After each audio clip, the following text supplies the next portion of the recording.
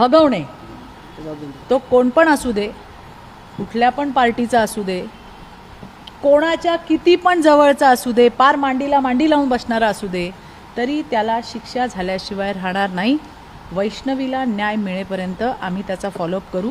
वैष्णवी ही फक्त तिच्या आईवडिलांचं आडनाव बहुतेक कसपटे आहे, त्यांची मुलगी नाही तर ही या महाराष्ट्राची मुलगी आहे. आजसुद्धा 21व्या शतकामध्ये हुंड्यासाठी ज्या पद्धतीने मुलींना मारलं जातं आहे, त्यांना मरण्यासाठी प्रवृत्त केलं जातं आहे. अरे, तिच्या 9 महिन्याच्या लेकराचा पण कोणी विचार केला नाही.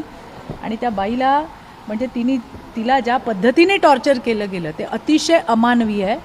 पुणे पोलिसांशी मी बोलली आहे, DCPंशी तिथल्या, आणि त्यांनी मला सांगितलं की मुलगा स्वतः म्हणजे तिचा नवरा, वैष्णवीचा नवरा, वैष्णवीची सासू, वैष्णवीची नणंद यांना अटक केलेली आहे.